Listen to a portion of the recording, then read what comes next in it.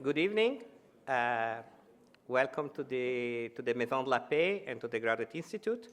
I'm Ugo Panizza. I'm a professor here at the Graduate Institute, and I'm the director of the Center for Finance and Development. I'll be very brief. I just want to thank UNU-WIDER for deciding to have its 23rd annual lecture here at the Graduate Institute. And I'm especially excited because the speaker is Santiago Levy. Santiago has done many things in his career, and he will be introduced in a minute. But one of the things that brought me close to Santiago, that he was the president for knowledge of the Inter-American Development Bank, and among the other things, he was directing the research department where I worked for a long time. And I always consider RES, like we call it, like my second home. So it was great to have Santiago here. So now let me invite Kunal Sen, who is the director of UNU-WIDER, will introduce Santiago properly.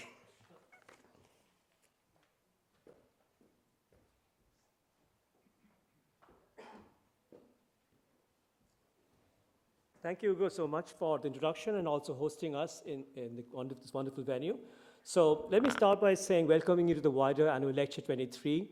The WIDER Annual Lecture is one of our WIDER's flagship events, delivered by an eminent scholar, a policymaker, who's made a significant contribution in developing economics, social sciences, policy, all of these different areas.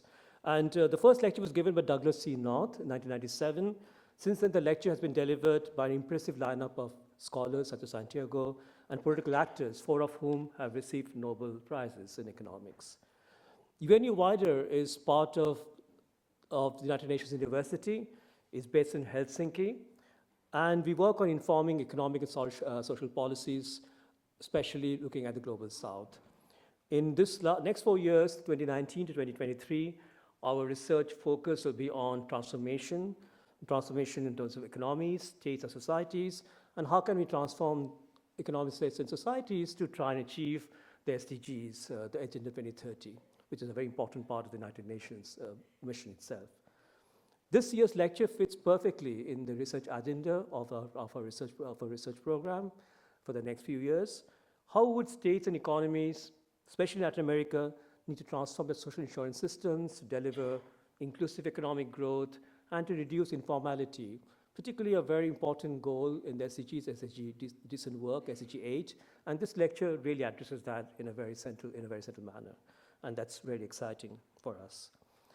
We know that Latin America, and particularly what we see in Chile, there are really significant protests now on social inequality, which reminds us the importance of trying to think about the questions that Santiago is going to talk about later today. So we are very pleased to have Santiago here, and we're very pleased to have our lecture in Geneva. We've chosen this location for many different reasons. One is that we have a fantastic host here, the Graduate Institute of Geneva, but also because we think that arguments we're going to hear from Santiago tonight are really important in the discussion, the conversations happening, the different institutions that are here in Geneva. And we really feel that this particular discussion we'll have tonight is very important, the wider discussion on informality, social protection, inclusive growth, decent work. That's very important to UNU-WIDER's own mission itself. We're going to also stream this lecture live. It'll be available to watch online for many months and years to come. And so we're not only going to be having the lecture, we're going to be listening to the lecture here today, but many others are going to watch us in the next couple of hours. I wanted to also thank Ugo Panizza and Jean-Louis Arcand, the Graduate Institute, for accepting a suggestion to partner this for the annual lecture. It's a really difficult thing for a better partner for this annual lecture, for this topic, for the lecturer, and for us. And we're really happy that we could do this together. Now I'm delighted to introduce Santiago Levy, who will deliver the 23rd UNU-WIDER annual lecture. Santiago is a non-resident senior fellow at the Brookings Institute and the president of the Latin American Caribbean Economic Association. From 2008 to 2018, he was the vice president of the Inter-American Development Bank. And 1994 to 2000, he served as deputy minister at the Ministry of Finance in Mexico. At the Ministry of Finance, Santiago was the main architect of Progreso Oportunidades, the iconic conditional cash transfer program that we had in Mexico at that time and since then. But to understand Santiago's role in Progreso, we need to go back in time. We don't need to go back to 1995 when Mexico was going through a very difficult time. At that time, there was an economic crisis, and there was a sharp rise in the number of poor that led to almost an increase to a third of the population. In the aftermath of the crisis, the incoming administration, of which Santiago was a part, was faced with limited capacity to assist the poor. With a sharp economic downturn, there was little room to maneuver to increase social spending. At the same time, most anti-poverty policies in Mexico had considered generalized and targeted food and in-kind subsidies that just reached a fraction of the poor. So Santiago became Undersecretary of Finance in 1995, and President Ernesto Zedillo put him in charge of a team that would draft a plan to address extreme poverty. Santiago launched a pilot project with his team in 3 cities, which consisted of direct monetary transfers instead of the subsidized milk and tortilla programs that were there in Mexico for a very long time previously. But the project succeeded in improving nutrition and the use of health services.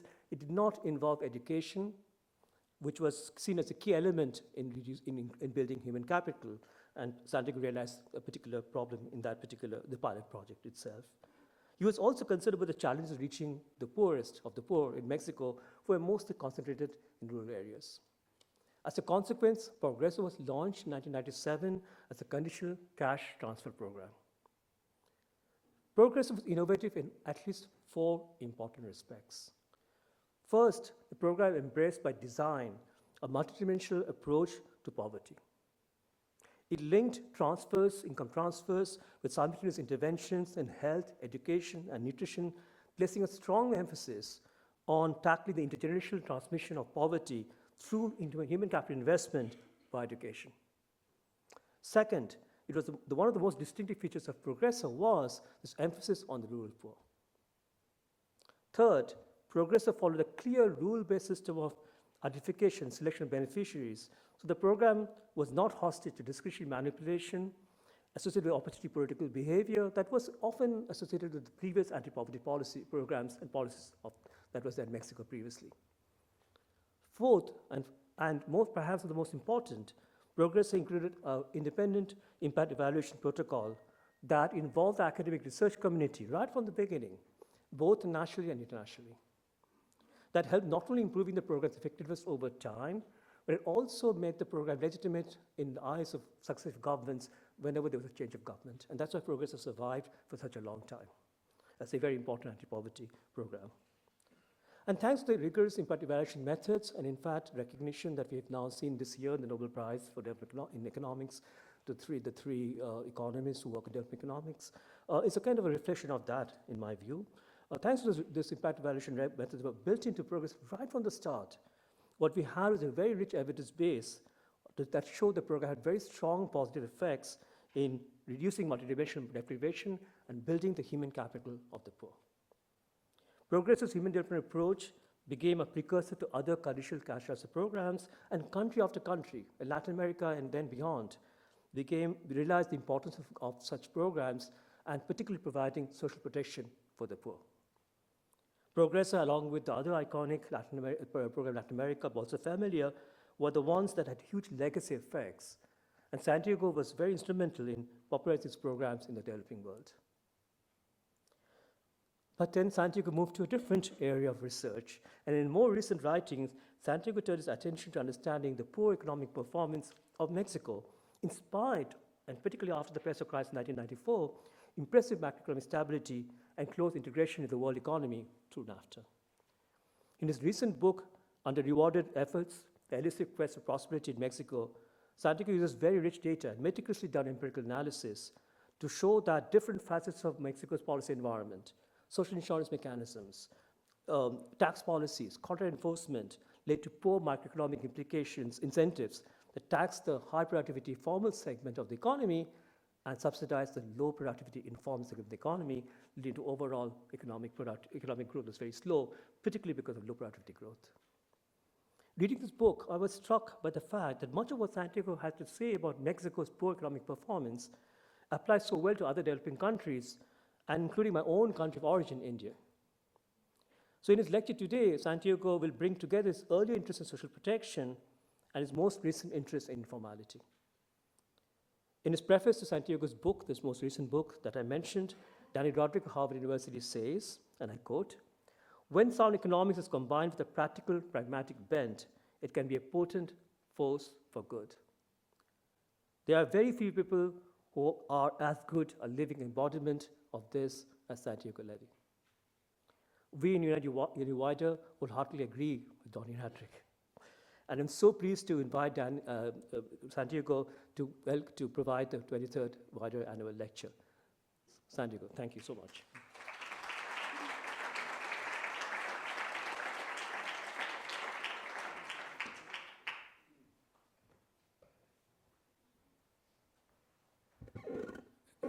Hello, good evening, everybody. Let me first begin by thanking Kunal for this very nice and generous introduction, but most importantly, Kunal for inviting me to give the 23rd lecture of WIDER. It's really a privilege to be here. Also, I want to thank the Graduate Institute in Geneva for hosting the lecture. It's a pleasure to be in this lovely hallway and in this lovely building, meeting all friends from the IDB, meeting Hugo, and making some new friends. So I'm really very pleased to be here, and I thank you all for listening to me. So I will try to use some slides and walk you through some slides. Basically, what I want to talk about are the complications and the challenges of social protection in economies that have large informal sectors. Most of my experience is from Latin America. Most of my own empirical work is from Mexico, but I will quote work from other people that have also done research in Latin America. And mutatis mutandis, I think a lot of what I have to say is useful for economies in Africa and economies in East Asia. So the first thing I want to do is, we use the word social protection in many expressions, and sometimes, in my view, we don't use it with sufficient precision. So the first thing that I want to do is, I want to make a distinction between social assistance and social insurance. I want to make a distinction because the objectives and the target population of social insurance programs and social assistance programs, sometimes also called targeted poverty programs, are different. In the case of social insurance, what you're trying to provide is insurance against risks. People can get ill, people can die, people can get disability, people can get unemployed. You don't know when you're going to die, you don't know when you're going to get sick, so there are risks. And even if all the population had exactly the same income, you would need insurance, because there's uncertainty in the world, and that's the role of insurance. So even in a society, I don't know, Switzerland, Sweden, Norway, very equal societies, you would need social insurance, because you want to pool risks. And the instruments by which this is done in most Latin American countries is by something that we'll call contributory social insurance. I'll come back to in a minute. That is different from social assistance or poverty programs, in which, first, the objective is different. The objective is to transfer income to somebody who is below some threshold, some poverty line or something, or some poor. And by definition, a country cannot subsidize itself. The objective population is a subset. It's just the poor. And then the instruments that you can use to do this can be programs like targeted programs, like the one Kunal was describing for Mexico, like Progresa, but it could also be other types of program. The important point here is what you're trying to do is transfer income, and you're only doing it to a subset of population. That's social assistance, different from social insurance, which is for everybody, and which is basically to pool risks. So with that distinction, what I want to do is first talk a little bit about the problems of social insurance, then talk about the problems of social assistance in the context in which there's a lot of informality, and then sort of offer a little bit of a pathway out of it. Okay, so the bad guy in this movie is called Bismarck. In most countries in Latin America in the 1930s and in the 1940s, social insurance was conceptualized as something very much associated with the status of workers in the labor market. And this is the key issue that I want to discuss, that when the labor market is divided between a formal and informal sector, social insurance is very difficult. The scope and benefits that different workers get, or as I'll come back in a minute, the same workers get, depend on the nature of social insurance.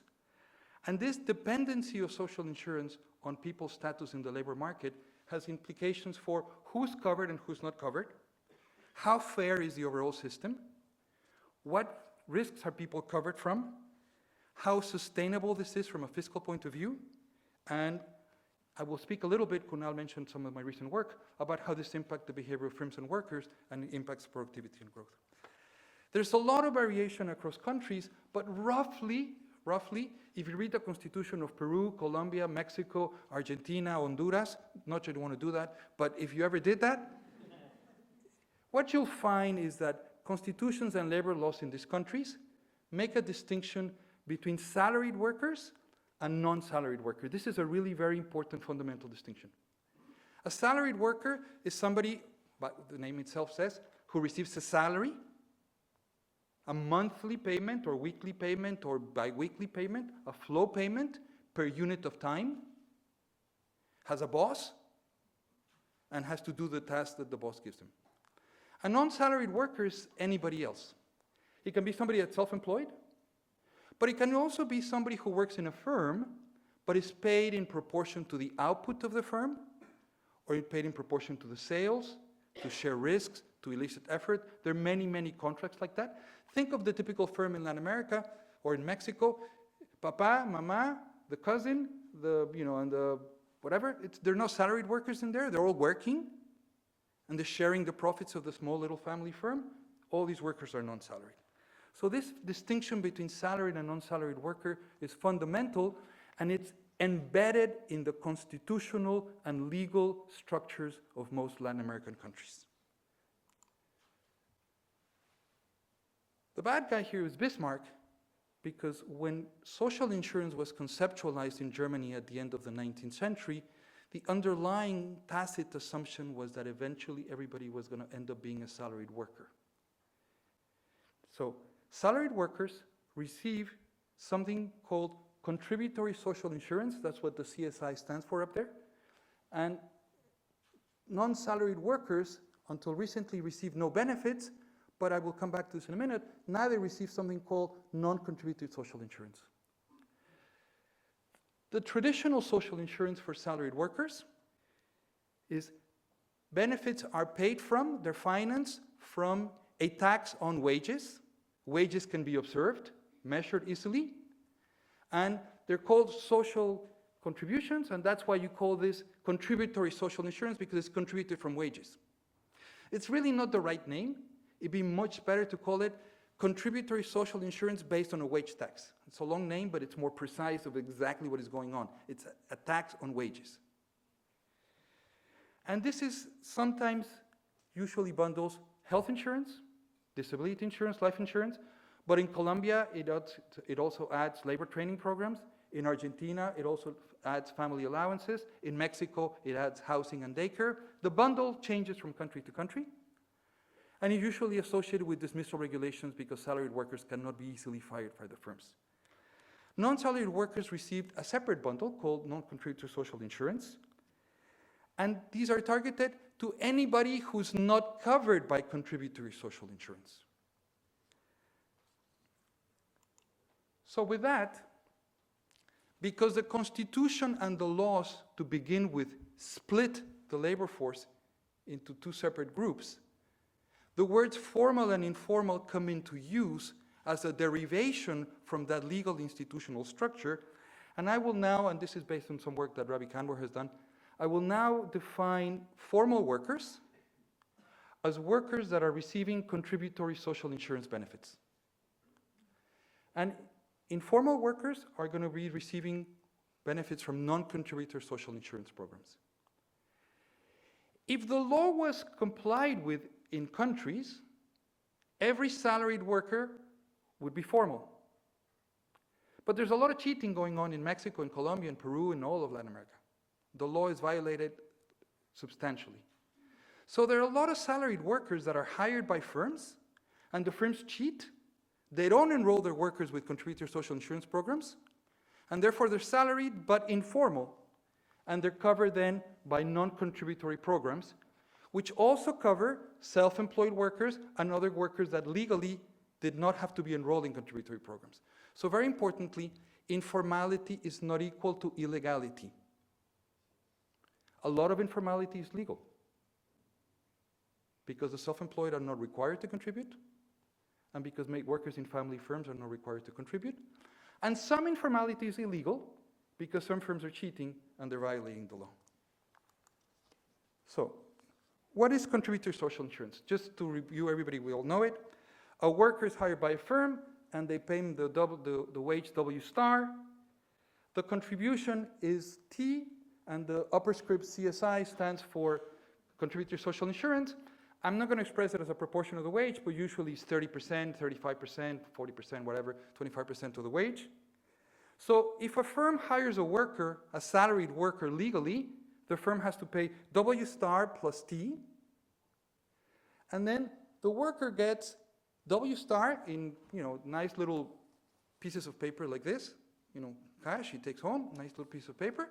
And then T, and he's told, look, T is going to provide you with health insurance, and 25 years from now is going to provide you with a pension, and is going to provide you with daycare, and that's what T is for.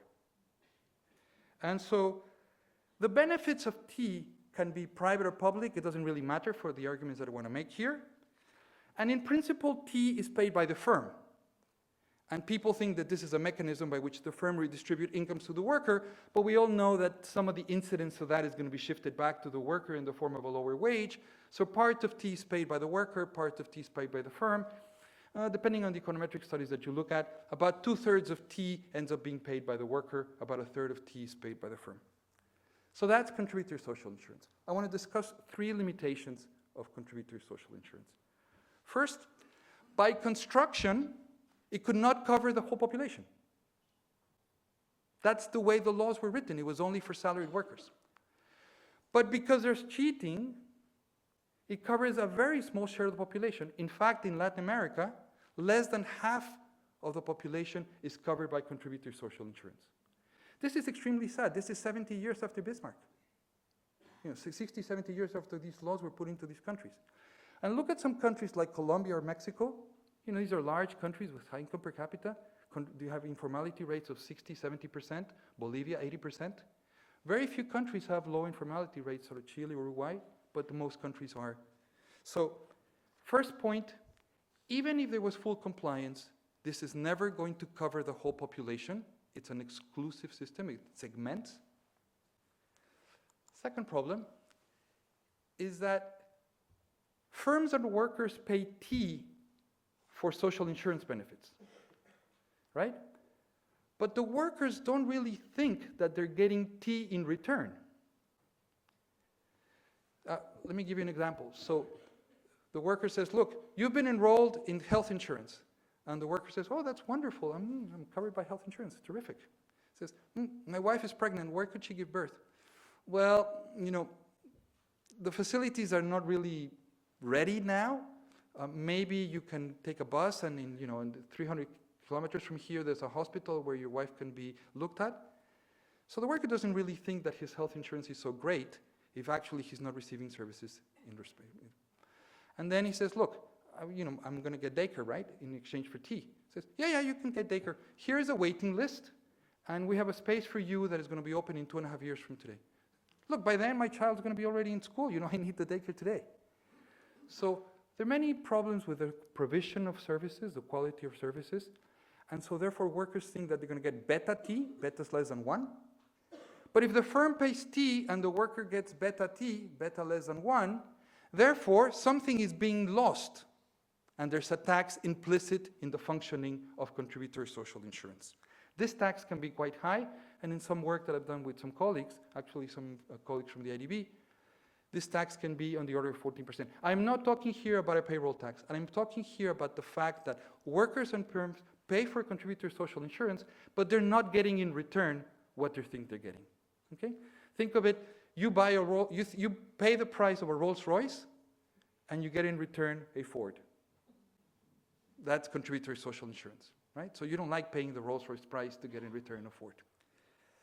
The second is that, so benefits are undervalued, and this is a nice, really interesting result from Colombia. In Colombia, the contributions for health insurance were about 12% of the wage. There was a reform in 2012 that lowered the contributions to 4% of the wage. So, do the invert exercise with me. if indeed the contributions were fully valued, as the contributions fell, the wage must have gone up in exactly the same proportion. Nothing should have happened to formal employment. But in fact, in Colombia, formal employment grew by about 5 percentage points from the point in which the reform was made, which basically says that when the contributions came down, it was basically a mechanism by which the tax on wages came down, and as a result, firms increased formal employment. So this is a very nice proof, and there's some more detailed papers, I'm not going to the detail, that shows that in fact, contributory social insurance was taxing formal employment. The third problem with contributory social insurance has to do with the fact that we tend to speak in Latin America and in many papers in social protection, we tend to speak about formal workers and informal workers, right? CUNAL is formal and Santiago is informal. As if CUNAL's formal status was a permanent feature of CUNAL and Santiago's informal status was a permanent feature of Santiago. But in fact, we now have very rich data from the functioning of the labor market in Latin America that says, CUNAL is sometimes formally employed, and then CUNAL himself is sometimes informally employed. People transit across jobs, and as they transit from one job to another job, they transit from formal status to informal status. So these are data from Brazil, Colombia, Venezuela, Argentina, Mexico, Ecuador, Paraguay, and Peru, which show that in any one year, people change from formal to informal status or from informal to informal status. And if you see the shares of people, they're not small.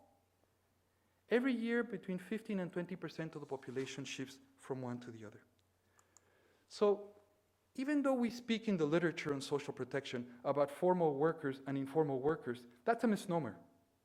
We should really be speaking about when workers are formally employed and when workers are informally employed, because it really matters, because only when they're formally employed are they covered by health insurance, unemployment insurance, are they saving for the retirement pension? But if you're moving between the formal and the informal sector, sometimes you're saving for your pension and sometimes you're not. Sometimes you're covered by unemployment insurance and sometimes you're not. Sometimes by health insurance and sometimes you're not. So if I go to Hugo and I say, Hugo, I've got a great deal for you. I'm going to sell you an insurance policy for your house that is going to protect your house against fire and earthquakes in spring and fall. However, in the summer and the winter, your house is not going to be covered. So Hugo's not going to be very happy with an insurance policy that covers you erratically throughout the year. And this is what's happening with contributory social insurance, and is one of the reasons why beta is less than 1, because people are not getting the full insurance coverage that you get. So the efficiency of social insurance is much affected, and I want to show you some data from Mexico that is extremely sad. In Mexico, we did a pension reform in 1996. We went into a system of individual accounts. So now I have data, this is amazing, this is fantastic. I have data for 36 million workers, which we have followed over 22 years. When they were formal, they were not informal. When they were formal, they were informal. On average, Mexican workers over the last 22 years have had a formal job only 43% of the time.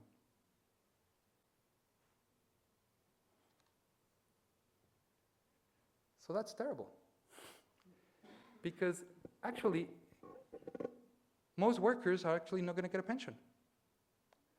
The law says that to qualify for a pension, you've got to contribute 25 years. But if I'm formal less than 50% of the time, I've got to work like 55 years to make 25 years of contribution. You're with me? So these are the densities of contribution.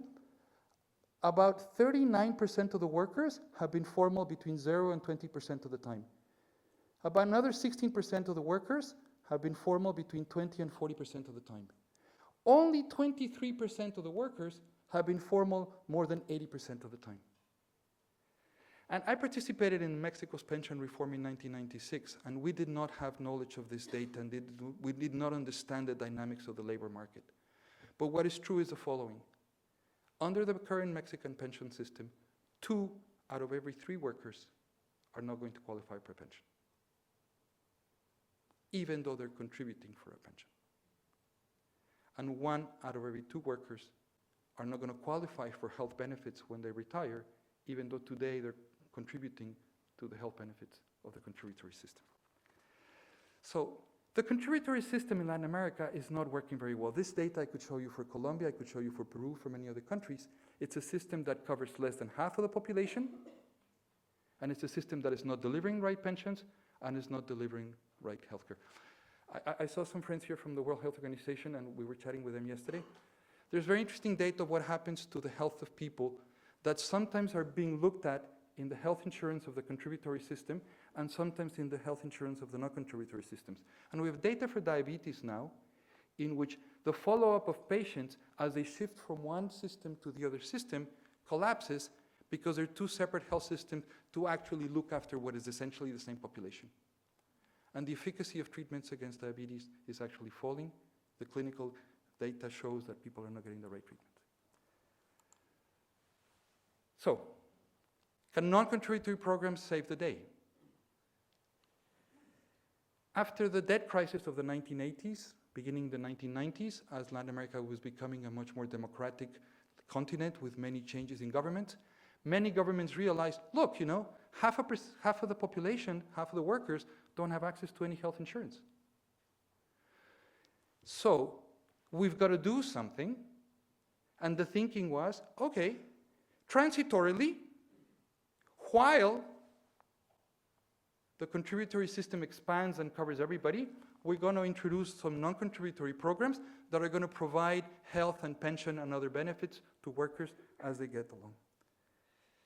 There are many variants of these programs, but most countries in Latin America today by now have some sort of health coverage for informal workers through non-contributory programs, have some sort of a pension, and depending on the country that you look at, they have other benefits like daycare, family allowances, labor training programs, specifically focused on non-informal workers. If you're the pension minister of Peru or Colombia, or the health minister of Mexico or Colombia, Peru, or Paraguay, you like non-contributory programs. From your point of view, population is getting some benefits that otherwise they would not get. So from a social point of view, say, look, it might not be as good as contributory programs, but it's better than nothing. And remember, nobody's paying for this because the money comes from general revenues. Firms can hire workers, and workers will get benefits even if the firm is illegally hiring the worker, because these benefits are provided to anybody who doesn't access the contributory benefits. That's the way the system works. So, what happens when you have these non-contributory programs? We, in Mexico, started a program in 2003 to deliver health benefits to workers excluded from contributory programs. This program is called Seguro Popular. There's been quite a bit of econometric work done on these programs. So in the blue line on the left side, you see the coverage of the population in the non-contributory health program. The red line is the coverage of the population of the contributory program, the IMSS, the Mexican Social Security Institute. You can see the stagnation in the coverage of the contributory program. You can see the explosive growth in the coverage of the non-contributory health program. So now the next question is, what happens in the labor market when you tell people, look, if you are formal, you've got to pay for your health insurance and for your pension. Never mind that you're not going to get a pension. You've got to pay for your health insurance for your pension. However, if you're informal, you're going to get health insurance for free. So on the right panel, what I show here is a difference in difference estimation done by some researchers from the IDB of what happens in different communities. The program was rolled out earlier in some communities and later in some communities. The blue communities, it was implemented before, and the red communities, it was implemented later. And on the vertical axis is the rate of growth of employment in the formal sector. And what you clearly see is that from the date in which the program was beginning to be implemented, employment in the formal sector began to go down. This is not surprising. If you have a labor market in which there's a lot of fluidity between the formal and the informal sectors. And I show you data that people transit back and forth between the formal and the informal sector. And if you raise the benefits of informal employment relative to the benefits of formal employment, if there's a tax here and there's a subsidy here, and you raise the subsidy, what people are going to do is they're going to move. And what this shows is that informal employment was actually increased. The numbers are not small, between 80 and 20% as a result of this particular program. There's actually an interesting case. I put this slide because it's relevant for Mexico in the following sense. When this program was launched, the mayor of Mexico City was the current president of Mexico, López Obrador. And at that time, the mayor and the president were from different political parties, and the mayor said, that program, Seguro Popular, is not going to be done in Mexico City. So he decided to do his own program. And he provided econometricians with terrific empirical evidence because he started a program to deliver health benefits for informal workers in Mexico City, but it was not done in other bigger cities like Monterrey and Guadalajara, which are the two largest other cities aside from Mexico City. So an econometrician goes like bing, bing, bing. I have my control group, I have my treatment group, and this is a very nice example of what happened to the rates of informal employment by women in Mexico City, where this non-contributory program was put in, compared to Guadalajara and Monterrey, where this program was not put in. So all the controls and all the nice stuff and all that stuff is in there. And again, what we have here is evidence of what is happening with informal employment. So this is an interesting case from Argentina.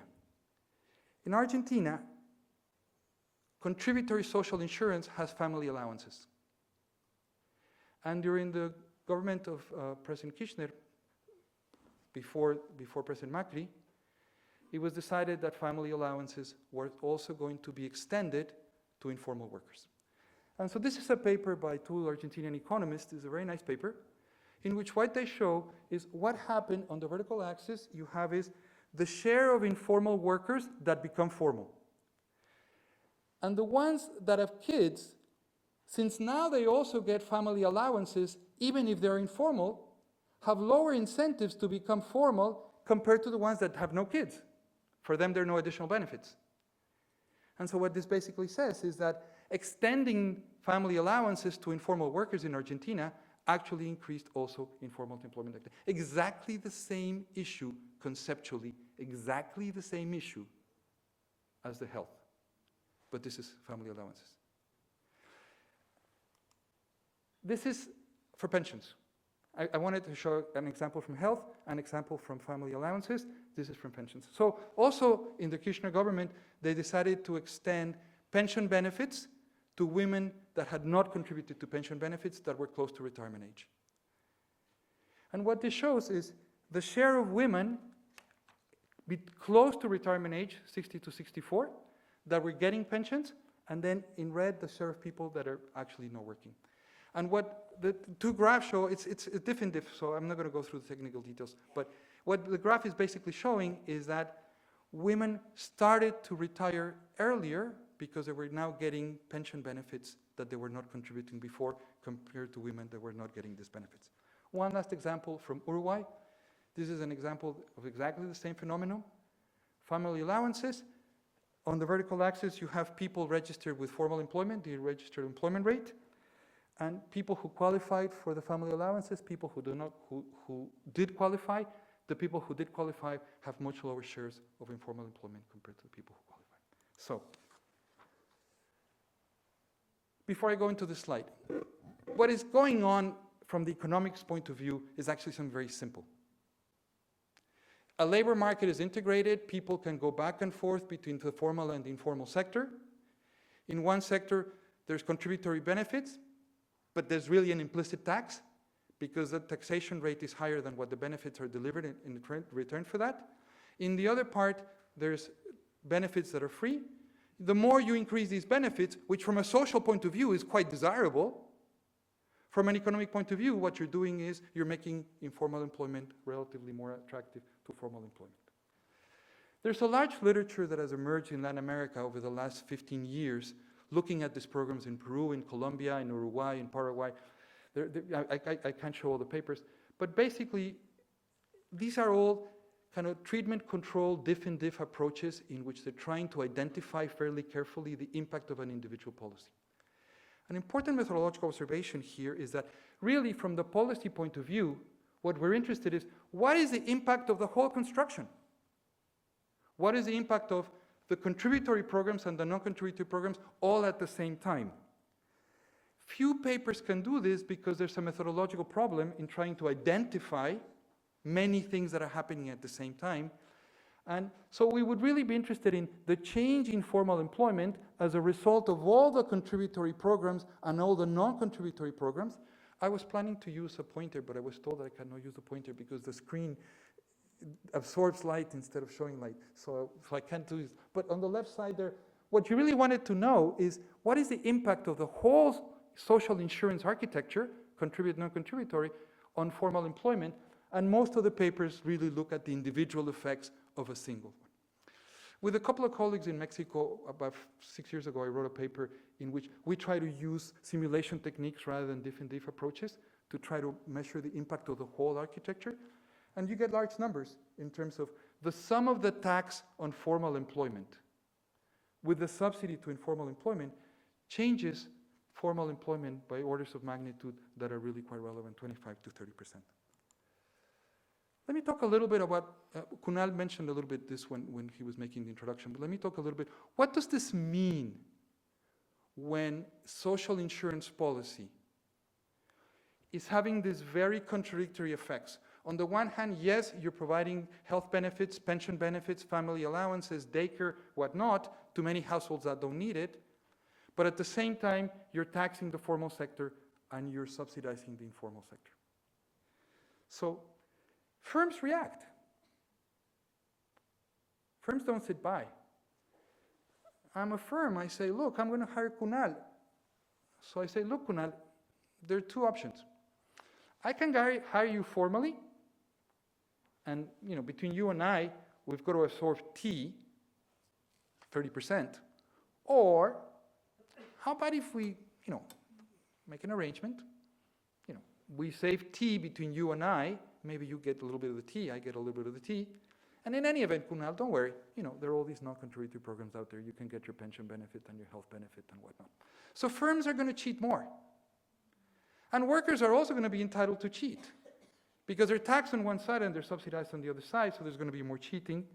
And this is going to affect what firms do, and they're going to affect what not do. So very quickly, a little bit of structure. But what is basically happening in the labor market is if you hire a worker legally salaried, you pay the wage and the contribution. The worker gets a little bit less than the contribution. Remember, beta's less than 1. So there's an implicit tax of formal employment. If you're a non-salaried worker, you get the wage in the informal sector. You get benefits from the non-contributory programs, and therefore you're clearly subsidized. And in the middle, if you cheat a little bit, depending on whether you are going to be caught by the authorities cheating or not, you will cheat. Of course, if you're a firm with 1,000 workers, it's very unlikely that you're going to cheat. But if you're a firm with 2 or 3 workers, why not? The chances that they're going to cheat, catch you are going to. So lambda is the probability that you're going to be caught. Think of lambda as an increasing function of firm size. And what you're going to get is that the labor costs in the economy, and this is Mexico, are going to look like if you hire workers legally, you're in the top black line. If you hire workers non-salaried, you're in the lower black line. And if you cheat, you're in the increasing line with the increasing function being a function of the probability of being caught, which is increasing in the size of the firm. In my own numbers for Mexico, any firm with less than 7 workers is actually subsidized. And any firm with more than 7 workers is actually taxed. So think you're a Mexican entrepreneur and you're looking at the diagram. Now, they don't quite look at this diagram, but they understand it even better than this diagram, right? Mexican entrepreneur is going to look at this diagram and he's going to say, what should I do? Well, if I stay small, I hire non-salaried workers, or if I stay small, I hire salaried workers, but I cheat, I'm subsidized, otherwise I'm taxed. So this is some data from the census in Mexico, the last census, which tells you a little bit about the structure, the number of firms in Mexico, and the type of firms that there are. 73% of all firms in Mexico are informal and legal. They're hiring non-salaried workers. They're mostly family firms. Another 17% of the firms are cheating. Only 10% of the firms are actually hiring salaried workers and complying with the law. 91% of the firms have 1 to 5 workers. Amazing, isn't it? It's really pretty data, no? It's fantastic.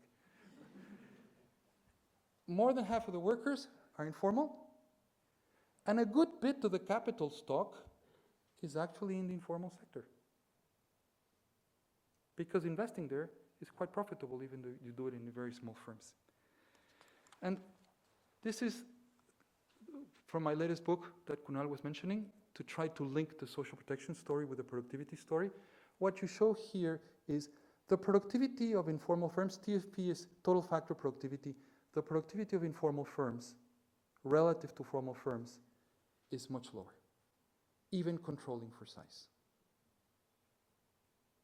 So, the more you shift resources into the informal sector, the more you're making the economy less productive, because you're distorting the size and the type distribution of firms.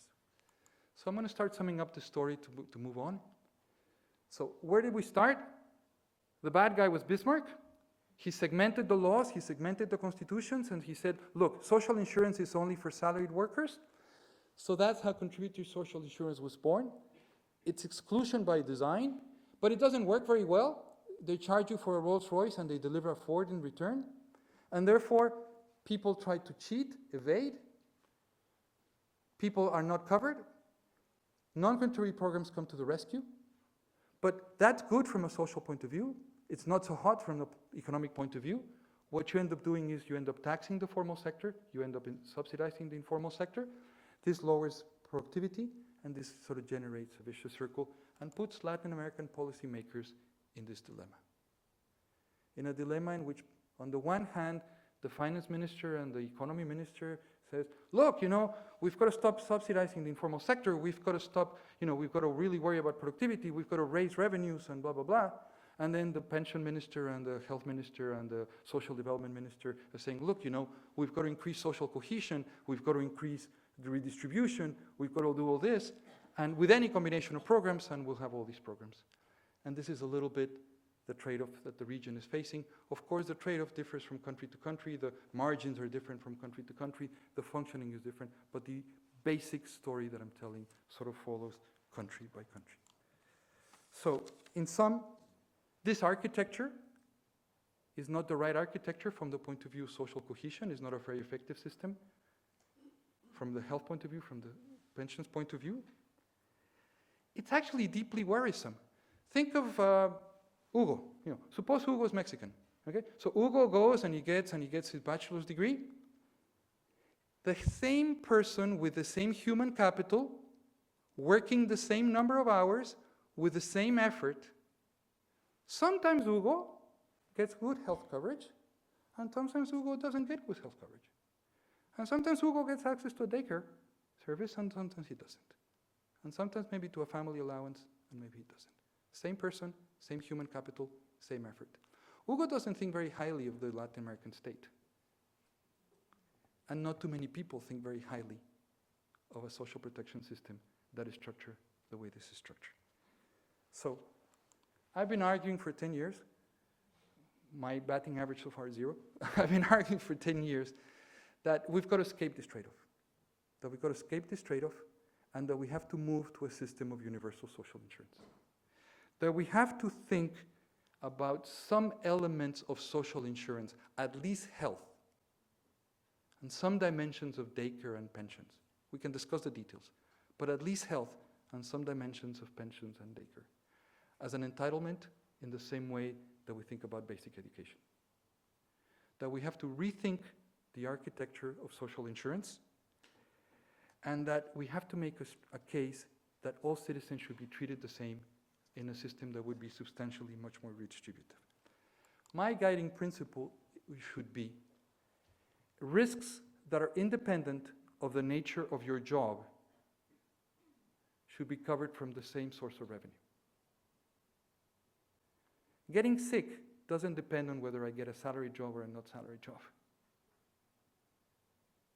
So it should be covered from general revenues, and we should move to a system of universal health insurance covered from general revenues. Longevity. Some basic protection against longevity should also be done in the same way. There's some risks, however, that are specific to salaried labor. The boss will fire you. Unemployment insurance, therefore, should be funded from a tax on wages. And so this principle is a principle that I think needs to be adapted.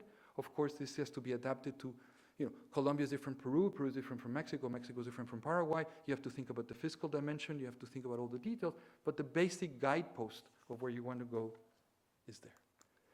Let me try to tie up with some discussion of social assistance, and then I'll close talking about social protection in general.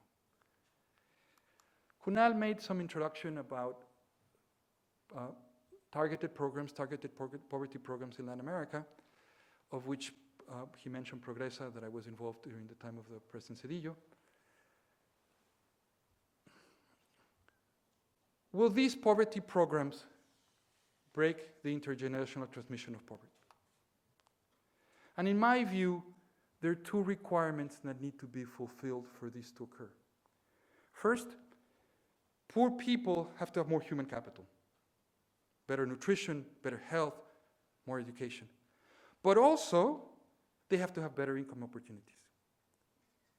In my reading, might be wrong, in my reading of the social protection literature, there's somewhat of a conflation or a confusion between the objectives of social insurance and the objectives of CCTs, everything under the umbrella of social protection. CCTs are not job-creating programs. CCTs are not there to provide social insurance. CCTs are there to invest in the human capital of the poor. They deliver nutrition, they deliver education, and they stimulate the demand for health services. There is interventions on the demand side. So to think about this problem,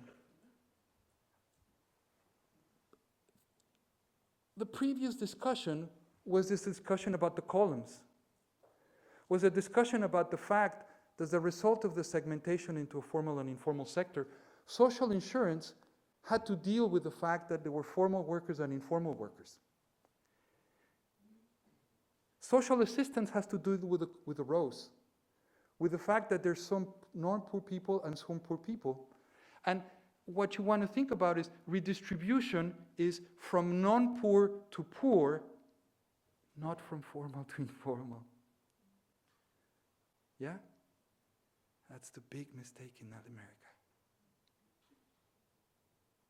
You want to redistribute from the non-poor to the poor.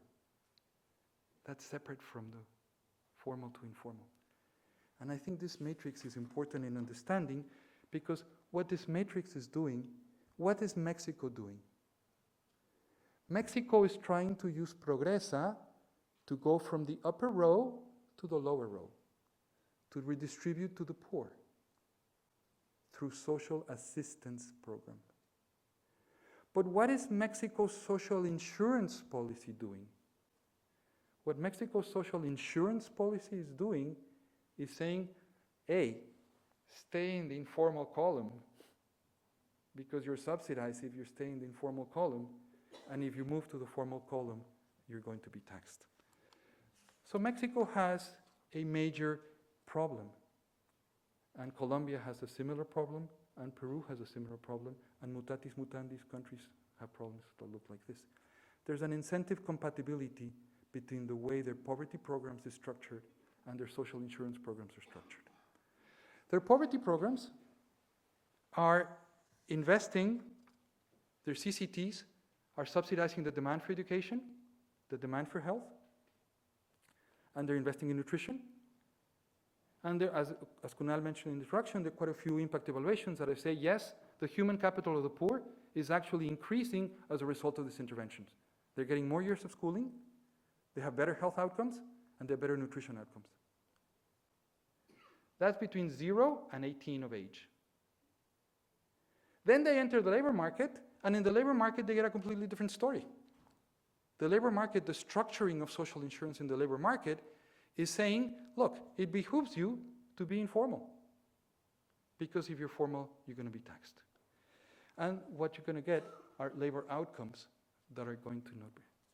So this is data from Mexico that makes me very sad, because what it basically shows is a major policy failure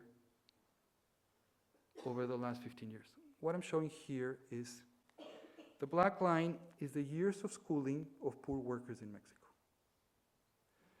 They've gone, that's on the right-hand axis. They've gone from about 7 years of schooling to now 9 years of schooling.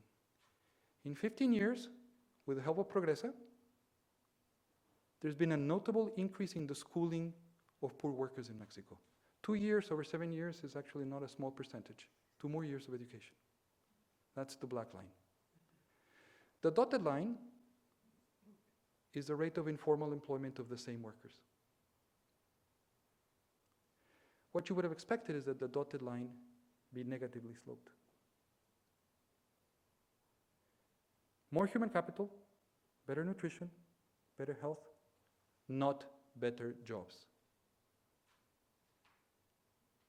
Because there's a major incompatibility between the way social assistance and social insurance is structured in the region.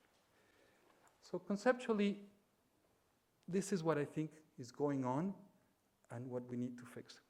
Imagine that you start at point A in the lower right-hand quadrant. You're poor and informal, and you're in point A. Ideally, what you want is for people to move upwards in the income scale from poor to non-poor. And ideally, what you like for people is to be more productive so that they have higher income. So to move from the informal sector to the formal sector, because we know that productivity on average in the formal sector is higher. So you would like them to move from point A to point B. And the additional income, delta earned income, the additional income would be income that they earn with their own efforts, right? So moving from A to B, bingo, success. We broke the intergenerational transmission of poverty. But if you move from A to C, you might get an additional transfer that maybe raises you above the poverty line, but it's not making you more productive because you're still informally employed. And what has happened in Latin America is that social insurance policy is pushing people this way. Poverty policy wants to push people towards A, but they actually are ending up in C. A lot of people with more human capital, but not more productivity in stagnant economies. So let me conclude. I'm trying to make the case that the current combination of contributory programs and non-contributory programs is both bad social policy and bad economic policy. It is not an individual program by itself. It's the combination of all the programs that is not working. Insurance is not efficacy. Hugo doesn't want insurance for his house only in spring and the fall, but not in the summer and the winter. And Santiago wants to be treated for his diabetes all the time, not only when he has a formal job. So it is not so good social policy, and it's not good social policy. I've argued that there's strong equity, because we want to treat Hugo the same with his human capital and his effort and his contribution.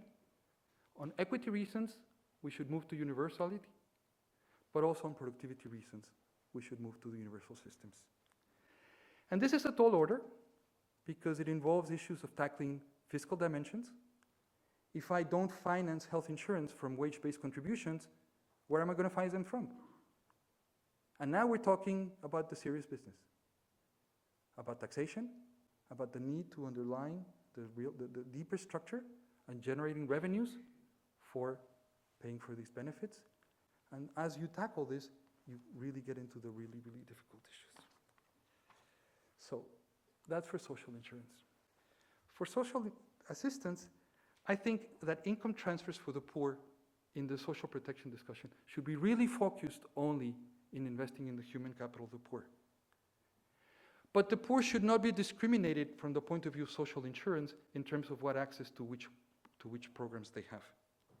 So, if you want the poor to escape poverty with their own efforts, they need to be more productive. And that requires a well-functioning labor market. And therefore, a well-structured social insurance system, not a poverty program, a well-structured social insurance system is part of your poverty policy. We cannot continue thinking that we're going to eliminate poverty in Latin America by this particular program or that particular program. We really need to move and to think about systemically on what is happening in the labor market. Non-contributory programs, in the end, to the poor, they give with one hand, and then they block them from progressing with the other hand, because the labor market is increasingly dysfunctional. So, in social protection, I think now, I'm moving upwards now from social insurance, social assistance, social protection. We have to really make a distinction between these two types of programs. There's sometimes a discussion in social protection of whether universalism or targeting is the way to go. I think this is a false dilemma. I think we should think about universal benefits when we think about social insurance. And then we can target additional benefits based on income levels on the poor, so it's not a real dilemma between universalism and targeting. And we have to think much more carefully about the incentives, about the social programs that are implicit. Who's paying, who's benefiting, what are things doing? This is my last slide. The debate that I'm pushing forth is not about this program, this pension program, or this family allowance program, or this daycare program, or this health program. That's not what the issue is. The issue is about the architecture about all the programs. And this brings, and this is a nice discussion in the graduate school here in Geneva, a very important methodological challenge. The Nobel Prize was just given 2 weeks ago, 3 weeks ago, to 3 extremely distinguished people who have done huge advances in terms of impact evaluation of individual programs. What I'm trying to argue now is that we need to move beyond the impact evaluation of individual programs, and we need to think about systemically. And so being in Switzerland and being in Geneva, I thought that the analogy of a watch would work. Think of a watchmaker, and think of the individual pieces of the watch as individual social programs. This health program, this daycare program, this family allowance program, this non-contributory pension program, right? We have 20 years of research in which people say, look at my program, you know, I did this diff and diff, and I have these effects, and you know, they're very, and it's a beautiful program, and it's very well evaluated. How many watchmakers in Switzerland would change the piece of a watch and put another piece of the watch, even if it was very pretty, if he didn't understand how the whole watch works? So we need to think about the general equilibrium of the social protection and how it interacts with firms and workers and the whole system interacts. We really need to move in that direction. And in my view, this is urgent. This quote is a beautiful quote. It is mostly up here. I personally think that the political obstacles to moving to universalism are sometimes overdimensioned. The biggest obstacle is up here. And in Latin America, things are always the opposite. It is not really, as Keynes said, about politicians being prisoners of some old-style economist. In Latin America, the problem has been exactly the opposite. The problem has been that we economists have been the prisoner of a defunct politician. Thank you for listening to me.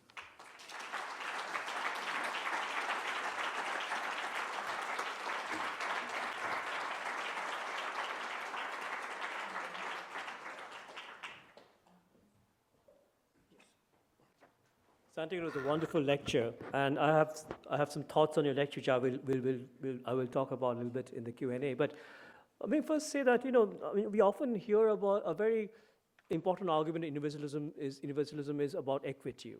I think what you're bringing here on the efficiency dimension is very important, because once you see both this together, then you see why universal policies are particularly important, because they can do both things. They are equitable, but they can also lead to more inclusive growth, and particularly Latin American context, a way to reduce informality. And that's a very strong argument. Now I want to introduce Uma Rani, the discussant for Santiago's lecture. And Uma is a senior economist in the ILO, based in Geneva here. I couldn't really think of a more suitable discussant than Uma for this lecture. Uma has been writing extensively on the informal economy. And in fact, my own thinking on the informal economy has been shaped a lot by Uma's writings. And I wanted to acknowledge that.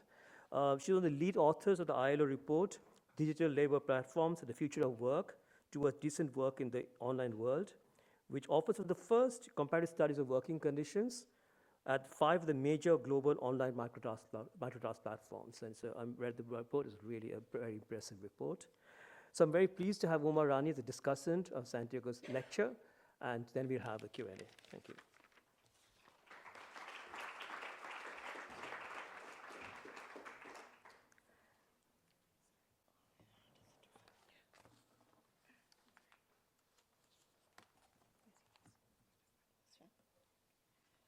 Thank you very much, Kunal, for inviting me to come and discuss Professor Santiago Levy's lecture.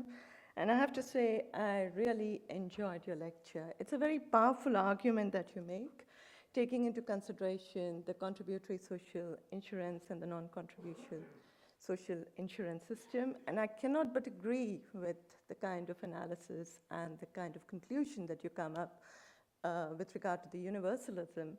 But I think where I probably differ or have differences is probably in the process of reaching that goal of universalism. As you very rightly pointed out in one of your last slides, that one of the basic or the fundamental issues that we'll be facing is, the fiscal space. How are we actually going to generate resources to reach that kind of universalism?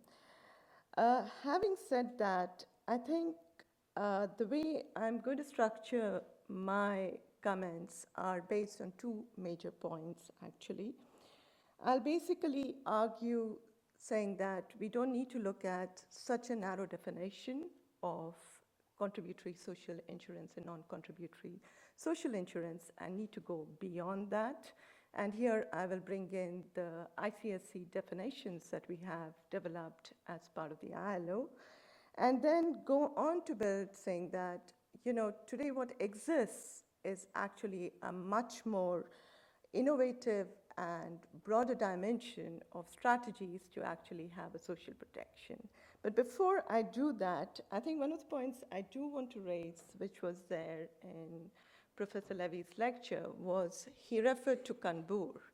And I think Professor Ravi Kanbur also ends up with a similar problem with this with a similar dichotomy that you see here of CSI and NSCI, is that Professor Kanbur is looking in his argumentation on the Indian legal system. And that Indian legal system is actually confined to that of the manufacturing sector with regard to who falls within the formal and who falls within the informal. And that's all actually defined by the Indian Factories Act. That is, if you're less than 10 workers, then you're part of the organized sector. If you're more than 10 workers and if you have electricity, then you are part of the formal sector. Now, what firms do is exactly very similar to what was presented here. Firms will try to see that they do not exceed the number of 10. And then you stay within the limits. And it doesn't matter whether you're paying taxes, whether it's an indirect or a direct tax. It doesn't matter whether you have employees for whom you pay social contributions. Again, it doesn't matter whether you're paying any value-added tax or not. You just fall within the informal sector. And as a result, what you see very clearly within the Indian case is also that formal sector employment never increases, it stays stable or reduces, but informal sector is actually increasing. So I do feel that this is very important to point out and contextualize it, because actually Bismarck is a bad guy. Surely, I agree. I cannot but agree. But actually, we have moved beyond Bismarck as far as the entire social protection debate is concerned, and also the way we look at a number of these schemes. So if you look at the informal employment, the way we define it as part of the ICSE is it comprises of total number of jobs and the definition of informal jobs actually relies on employers, own-account workers, member of producer cooperators, contributing family workers, employees, and others not classified. This is just to put it down so that you very clearly see. And then we go about saying these are own-account workers, and the way it's defined is in the informal nature of the jobs, which is on the production unit, and they're not registered or do not have complete set of accounts. And then we basically classify them as being part of the formal sector, informal sector, and households. And what you have is formal jobs in formal sectors, and then you have informal jobs within the household and the informal sector. And finally, you have contributing family workers who are considered to be informal jobs by definition. And the final one is employees. Now, this needs additional criteria. And what we have as part of the additional criteria is the 2003 ICSE status, which goes about looking at national labor legislations, income taxation, whether you're registered as part of it, social protection and entitlement to certain benefits or not. And there are also certain operational definitions that are there within the national context, which have very clear, strong preferences based on the countries that you're talking about, where you have employers' contribution, access to paid annual leave, and access to paid sick leave. Now, one of the arguments that I do have here to put forth is that why do we take a very narrow definition when we want to get into the discussion about informality, formality? You could have a much broader definition. These are the different criteria that are used. Why does one pick on something as narrow as social protection? Because if you do pick on one particular aspect of this definition, you're going to find this kind of a shift that is happening between the formal and the informal sector. Like the registration in India, being part of the Indian Factory Act is one minute component of this entire thing. So I think what I'd like to say is that let's try to broaden it, and probably the broadening would solve certain problems for us with regard to how we look at many of these schemes and how do we reach actually the universalism. Having said that, this is a report that came out of the ILO last year, which was done in collaboration with WIGO. And what it basically goes about showing that is informal employment, the way informality happens, is not just one driver, that of social protection or lack of social protection. I think there are a number of drivers. I think one of the major drivers is economic growth. Whether you have economic growth, which actually has the potential to create a number of formal jobs, and so that you sort of reduce informality. The second is, what is the kind of productivity that you're able to generate? The minute you have much more high productive segments within it, there's a larger potential for many of these enterprises to register, to pay out social contributions, and to do a number of other things.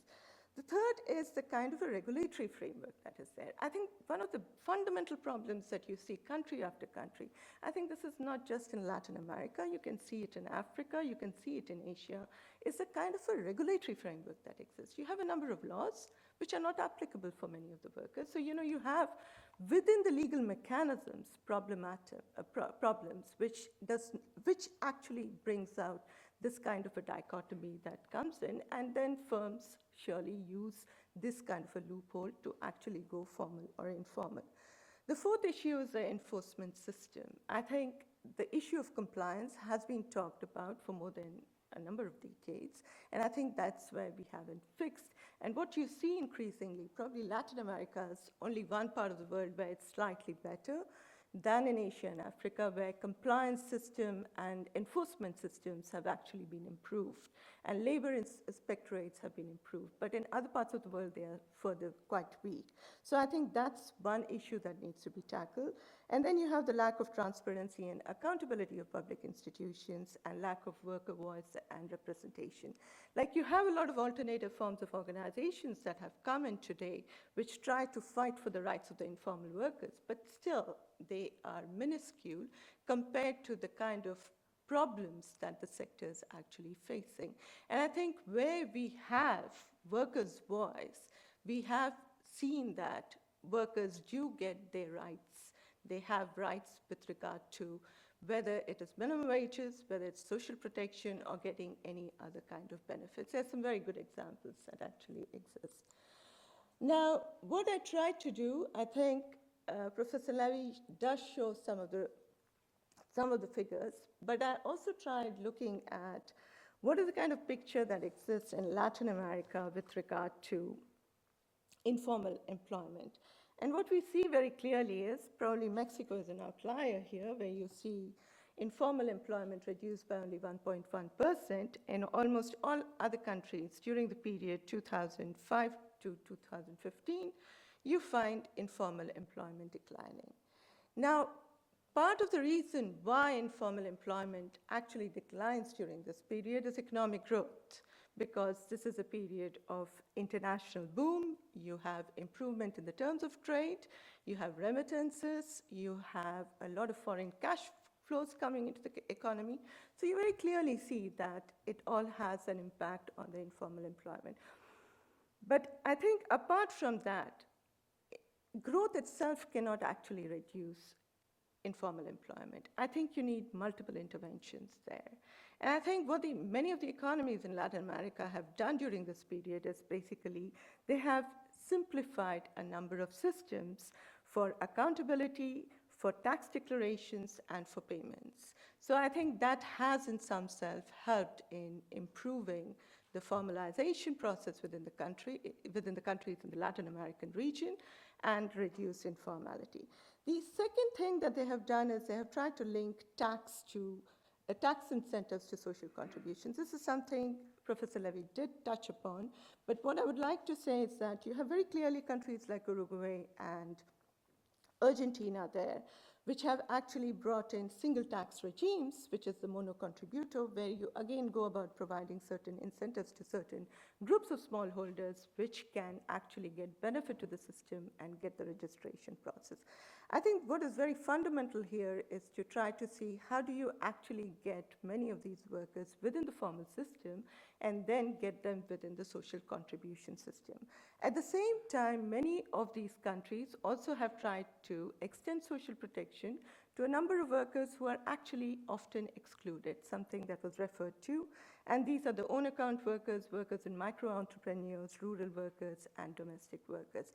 So I think there have been a number of efforts that have been taking place with regard to how the formalization process actually goes on.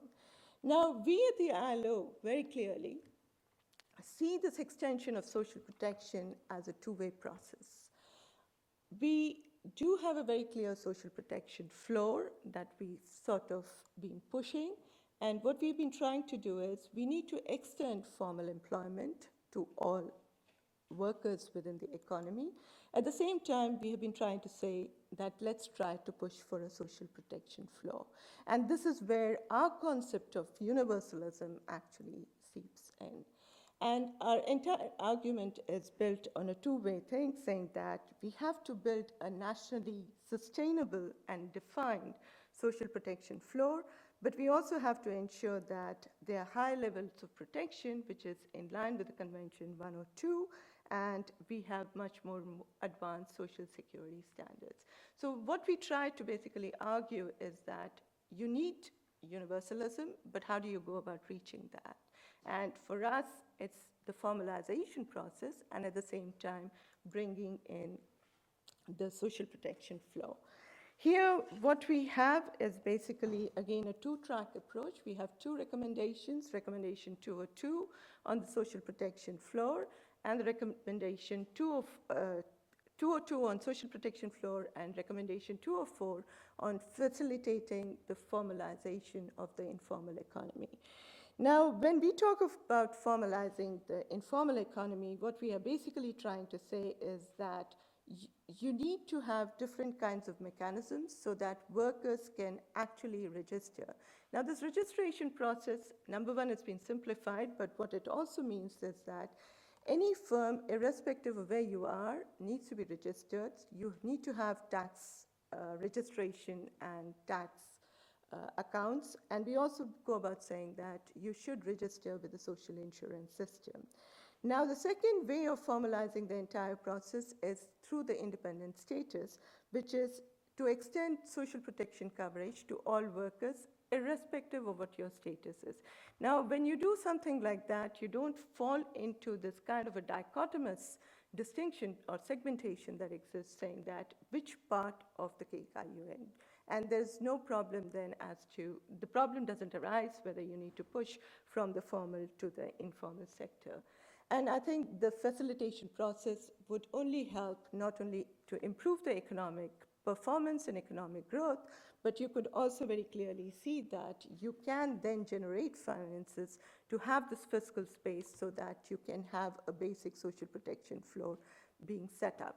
One of the problems of removing all the social insurance systems that are there and moving towards a kind of a universalism, like either the universal basic income or a universal social protection, is that the lack of space leads to the question of what is the level at which you want to define it.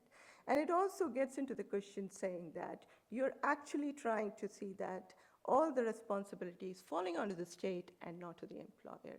And our idea is to see how can we build different mechanisms within this so that each one of the different stakeholders and different actors in the economy can actually get benefit. Now, as a result of it, you very clearly see that in many countries over the past decade, you have health and pension coverage that actually has been improved. And finally, I want to just end with this particular slide, which basically shows that actually ILO's been working on this issue for a very long time. And it has been very systematically trying to build, going beyond the contributory, non-contributory social system, and trying to see how different groups of workers can be built within, could be brought in. So what we try to basically argue is that you can adapt how contributions are determined. You can have either a flat or a broad contribution basis.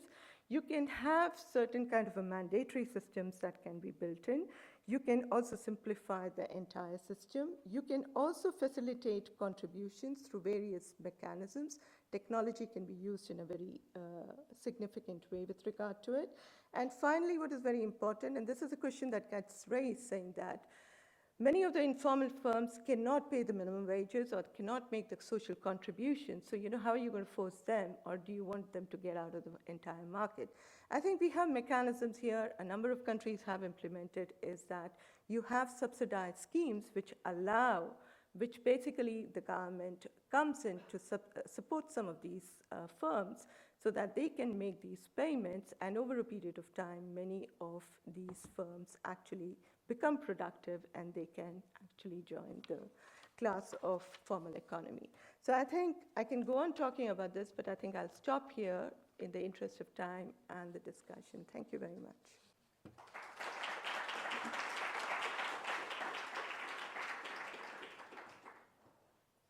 Thank you, Uma. That was very, very nice and very succinct comments. I wanted to start off by saying that, two takeaways I got from the lecture and also what Uma's comments were.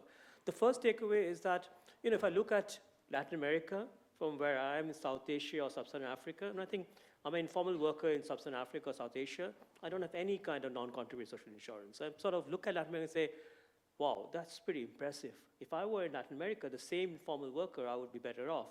But what you're showing is well-intentioned programs like what you see in Latin America on non-contributory social insurance have this purpose outcome where actually the workers are no better in the sense of being in informality for large parts of their working life.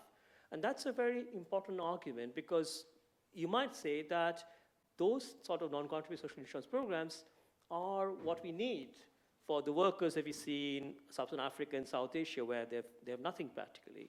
But if that whole thing leads to a situation where they are in informality for quite a bit of their working life, even though they make these transitions, as we see in Latin America, that's not a very good outcome. So that's a very important point. I think it's worth thinking about that a bit more in the Q&A. The second takeaway I feel is that, when you think about informality, often we hear, and this is particularly from the randomized, our city revolution, is that, give workers a bit more training, more education, and that's the big problem, the supply side of informality. But what you're really showing is that the demand side is equally important. I mean, the amazing story of Mexico with Progresa, the huge increase that happened in the poor and the human capital, and yet the pervasiveness of informality tells us that demand side is a very important thing that we need to worry about. So that's something I think it's important for us to think a little bit more on the demand side and how we should think about general equilibrium effects of certain policies, which might lead to a situation where increasing human capital per se among the poor is not going to take us away from a world of informality. So I think those are two important takeaways from my point of view. So what I want to do is now I'm going to have 3 to 4 questions. I wanted to say, I told this to Santiago at the beginning, that I want to take the question from students first, because I know there are quite a few of you here. So let's start with a few questions from students, and I'm pretty sure that I will get some, and then we'll have questions for everybody else here. So shall we have 3 to 4 short questions, which Santiago can respond to, and if you have any also comments to Umar, that also would be very nice too. So let's try, and I'm going to try and spot you, because it's not that easy with the lights on me, but I'll try and spot you. So there's one there, and there's one more here. Can I see any more? And there's one here. So let's go in that order. Okay, thank you very much, Professor Levy, for your presentation. It was interesting. So correct me if I'm wrong, your point is that some social programs are actually increasing precarious jobs under the form of increased informal employment, okay? With workers shifting from supposedly productive formal jobs to non-productive informal jobs. So my question would be, are these formal jobs really productive? I would be interested to know the characteristics of the jobs in which, for example, after the introduction of the social programs, workers shift from these formal jobs to informal jobs. And the characteristics of the jobs in which workers stay, of the formal jobs in which workers stay even after the introduction of their social programs. So maybe the main issue here is about the type of formal jobs that are not really productive or that do not pay really well the employees, and that gives them an incentive to shift toward informal jobs. Okay, thank you very much for that. It's a very nice question. There's one more from, I think, somewhere in the middle there. Yeah, you're right. Thank you very much. The lecture was really, really interesting. I'm a PhD student at the University of Geneva.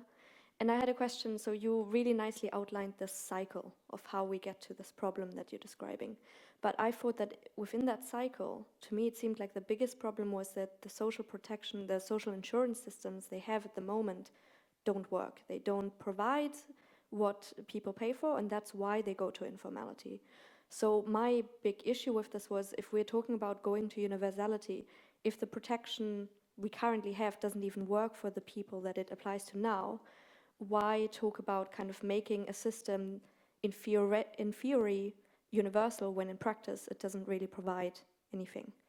And then to piggyback kind of onto what the first question was saying, I saw this then as an issue where people that could be in the formal economy decide to do the same job that they would do formally, informally, because informally they don't have to pay things they otherwise have to pay and wouldn't get anything for. So I wouldn't then see how this informality would make the job worse, because it's the same job, they just decide not to be registered.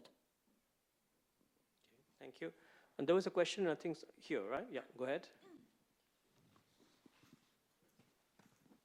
Thank you. So it's a short question. So could you share us one takeaway in how could we transition from these dual models into one single universal model? Because I think that the problem here that we are discussing is political implications and the social unrest that might arise if we try to do it like with the people that have already go into one specific system, and especially when that system is extremely unequal, which is the case of Mexico. Thank you. Great. Three very good questions, Santiago. Yeah. So first, thank you to Uma for her comments, and perhaps we'll come back to the comments, and thank you for the three questions. They're all extremely difficult, and first a comment on Kunal, which I think is related to your question. My understanding is that the notion that people are informal because they don't have sufficient human capital doesn't square with the empirical evidence. It just doesn't square with the empirical evidence. What you have seen is that the people can increase their years of schooling, continue in informal employment, or shift back between formal and informal employment. And I didn't show it here, but you can show the rates of informal employment for people with high school degrees, with people with university degrees, with people with senior high, and the same patterns also occur. So it has more to do not so much with the human capital of the people, but with the incentives, the overall environment, not only the taxes and subsidies that come from the implicit social insurance system, but also things that I didn't touch on, that Uma did touch on, that have to do with registration cost and enforcement and the way the authorities work. The whole environment is what, in the general equilibrium of the economy, finally decides whether firms decide to have salaried contracts or non-salaried contracts, and whether firms decide to break the law or not break the law. If enforcement is very strict, the likelihood that firms are going to break the law is less. If enforcement is loose, the likelihood that firms are going to break the law. But it's also not independent on the quality of the benefits. If the benefits are high relative to the cost of the benefits, the incentives to break the law are not so strong. But if the benefits are really low compared to the costs of the benefits, the incentives to break the law are very high. So it's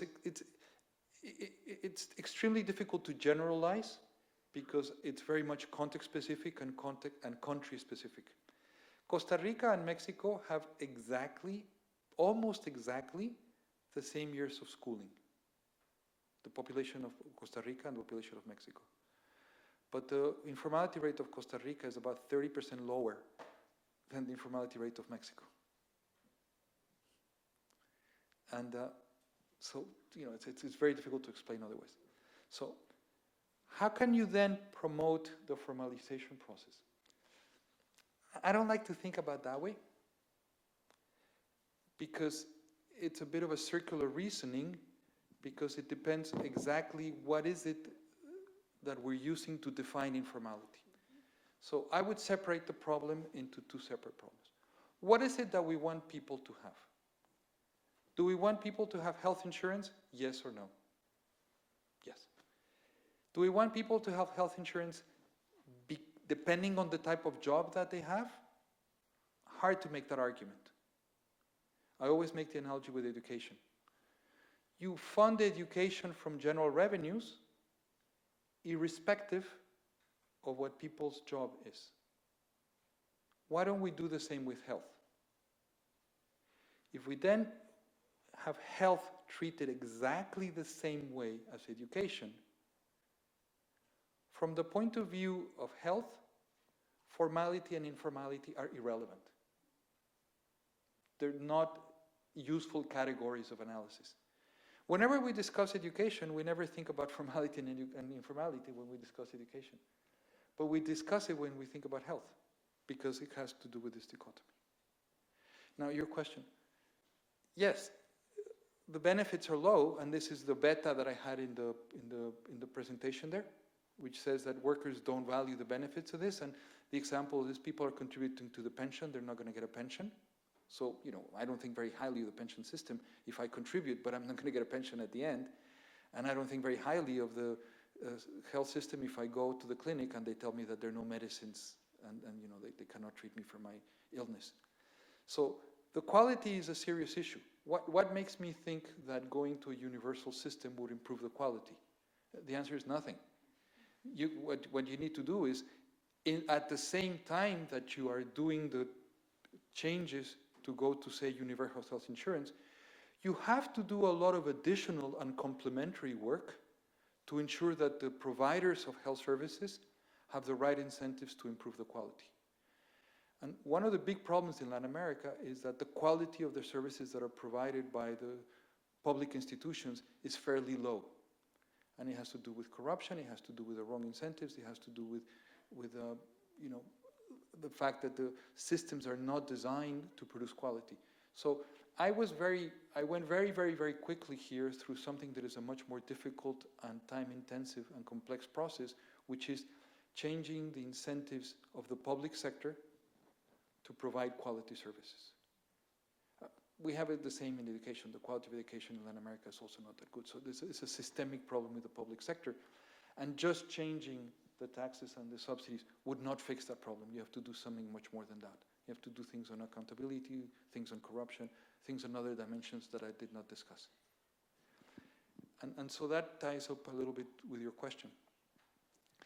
My view is that Latin America is caught up in a very bad equilibrium in which people are not willing to pay taxes because they think that the services that they get in return are not worth the taxes that they're paying. But because the taxes, with the exception of Brazil and Argentina, are in general so very low, there's not enough money to provide services. So you're caught in a low equilibrium trap of low taxation, low quality of services. And the question is, how could you move to a high equilibrium trap of high quality of services, high taxation?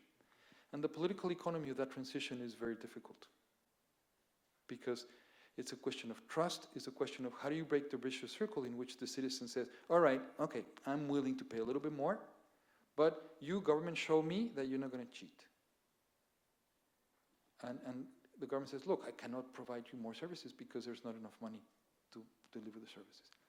I didn't discuss at all the political economy of breaking away from this because I'm one step before.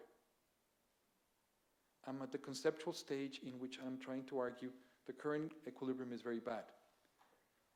If we agree on that, then the next step, okay, what is the transition path out of that? And just one word on the transition path.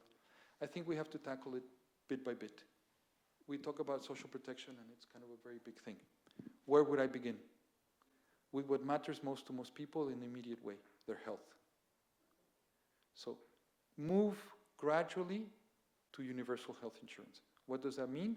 It means don't make health insurance something that has to be provided and financed by the employer through a wage tax, but have health insurance something provided and financed by the government through general revenues in the same way that education has done. Then you have a different path for daycare, a different path for pensions, a different path for unemployment insurance. Break the problem in pieces and do a transition path for each of the pieces. Begin with probably what's most important to most people, again, which I think is health. Thank you. Let's take 3 more questions now and again, short questions as we had in the first round. That'll be very nice. So who's going to go next? And this time I'm welcoming a question for anybody, actually, not just the students. Yeah, right. Sorry, let's just take 2 more questions. So you have 1 question there. There's one, I think, at the back. Yep. And then 1 more question. Tony, yes. So let's go ahead again in this order. So please go ahead. So Santiago, if you were delivering this lecture to the Trump administration, instead of these converts, what would they say? Because universal health insurance in the States, it's not there either. So what do you expect their reaction to be? Okay, so well, we're moving from but same continent, really. Okay, so 1 question, I think that's Karen, right? Yeah, go ahead. Yes, thank you very much for the very interesting lecture. I was wondering what your view is on the abolishment of the Prospera program recently in Mexico, and how this fits into what you have been supporting to get to more universal health insurance and general universal social protection. Okay, nice question, thanks. Tony? Tony, yeah.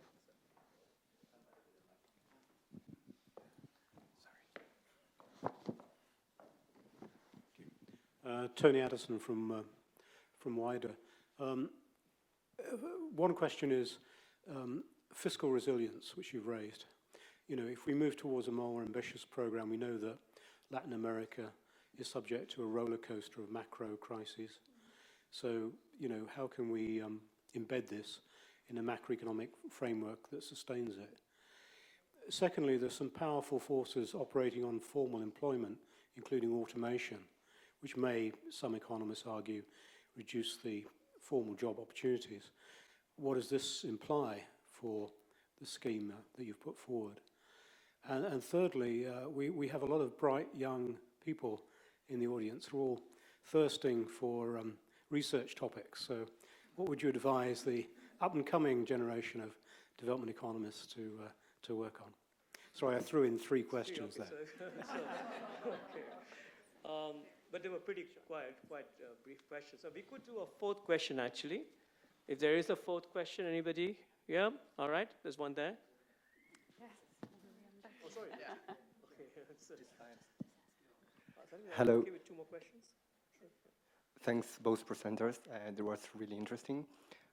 What I wanted to ask you is something that has been mentioned about the demand side, how important it is, the economic structure of the Latin American countries when it comes to creating formal jobs. For sure, social protection systems are important, and this trade-off between informality and formality when it comes to contributions. But what's the capacity? During the last 15 years, UMA showed that growth actually led to formalization. For sure, specific policies are needed, but I think I was expecting a little bit more about demand side and how to create actual formal jobs. Thank you. Very challenging question. And then there's one more there. Yeah. Joe Cutson from the Health Financing Team at WHO. Is it on there? No. Oops, sorry. Joe Cutson from the Health Financing Team in WHO. One question on the generalizability of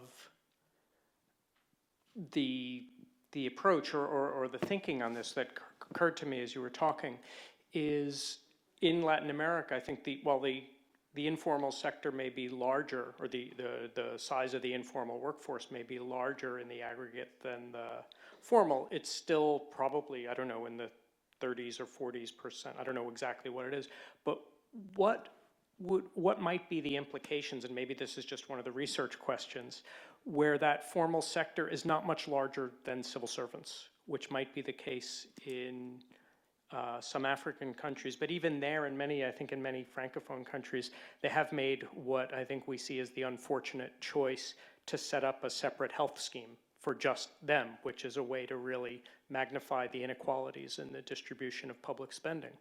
But what might be the implications in terms of thinking of this schema and how to move from informal to formal when that formal sector is really very small? In a sense, does scale matter in thinking about these issues? Great. 5 questions, Santiago. Quite a bit to cover.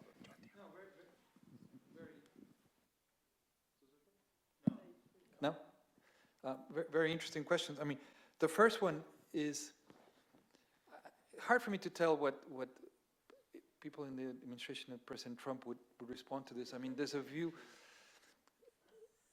the underlying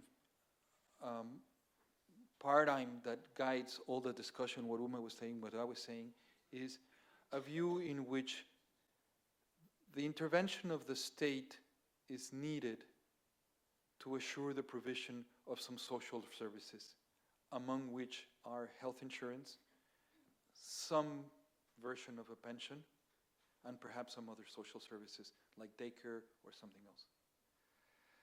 If the paradigm view, the underlying view, is one in which unabated individualism is what should prevail, and the state should do no more than collect taxes for the military, the police, and perhaps infrastructure, then this whole discussion is basically irrelevant, because it basically says social protection is not an area in which the state should intervene. My own view is that it should, and that what we should be debating about is how to do it best, not whether we should or we should not do it. Particularly in the context of Latin America, that are such unequal societies, and in which social cohesion is central for these, and unless you have a broad and effective social protection, that's not going to be there. But if your philosophical viewpoint is that that's not something that the state should mingle, then they would say, look, this is all irrelevant, forget it, don't even go to slide 2, stop in slide 1. So the question back there, perhaps just to put it in context, the program Progresa that I've been involved for the last 20 years or so, that Kunal mentioned at the beginning, this new administration has actually decided to stop the program. So it is difficult for me to give an interpretation except to try to cast it in a perception that the program was pursuing objectives different from what it was actually pursuing. If you think, the objective of Progresa was to diminish poverty, and 2 decades later, poverty is still there, therefore the program failed, you say, yeah, time to abolish the program.